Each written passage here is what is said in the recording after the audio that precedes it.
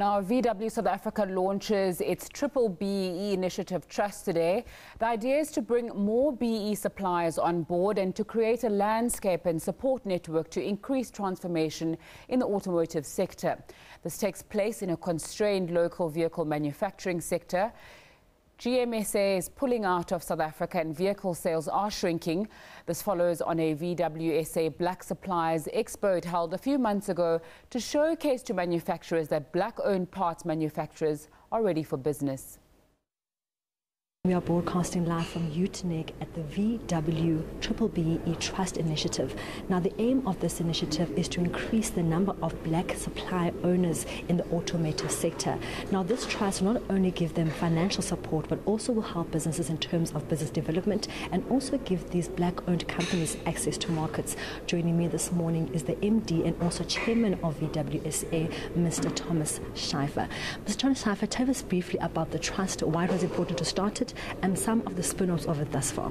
Yeah, we started the trust last year because we felt that in the automotive industry there's not enough help to get black-owned suppliers on board. The total amount of black-owned entities in the supply chain is by far not enough to be properly transformed. So we started this to make a significant impact on this. Earlier, the MEC spoke about the lack of black-owned suppliers in the industry. Last year, there were about 47 suppliers at the workshop, and then only 6 actually got to supply VW. Where do you think the problem perhaps lies? Is it skills development? Is it access to funding? And what can be done to try and fix this issue? Well, first of all, it's the understanding where we stand. And the Black-Owned Supplier Day really put the focus on the point that there are simply not enough in the value chain. So to get like this misunderstanding that there are a lot and we just don't want to trade with them, to get that right first. Then the issue is obviously skills and the understanding how you get into this industry and to get active. So to like empower people to get into it, and then only comes funding. There's quite a bit of funding around, but how do we access it in this specific field? That was the question. Can you also just give us timeframes and also just give us amounts of how much is going to be given to the various companies and also how the timeframes and which kind of companies are going to be given the funding? Well, we're going to start with a few companies now to really try out our concept and to get significant impact. We probably need another 2-3 years with 4, 5, 6 companies that we are working with. But it could be more. Look, funding can always be increased. We put 89 million rand into this fund initially. We'll see how that goes, and if we need to up it because there's so much interest in the fund, that's no problem. Now, joining me as well is the CEO of a company called Acoustics. His name is Mr. George Maloa, and one of the first beneficiaries of the trust. Mr. George, take us briefly to how you're one of the first beneficiaries of the trust. Tell us briefly how it has helped your black-owned company. Well, quite frankly, as a consortium, we were awarded business last year. Had we not been able to get funding from the trust, it would have been almost impossible for us to be in a position of servicing VW with this new launch that's coming up on the new Polo.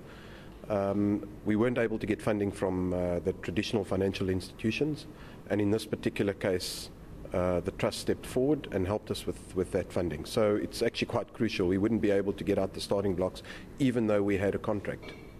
Okay, now in the panel discussion, you talked about 3 various challenges faced by black-owned companies: access to skills, access to finances, access to markets. Now, the general conception is that the most important one is access to finance, but you're saying access to markets is actually one of the greatest problems as well. Could you elaborate a bit on that? No, absolutely. If you don't have a contract, it's very difficult to convince any funder or any people with skills to come and work for you, or any funder to fund you. And I think that's why it's quite key that you first have to have the contracts, have access to markets in this industry, because these contracts generally happen every 5 or 7 years as a new model comes out, and sporadically as a model is changed.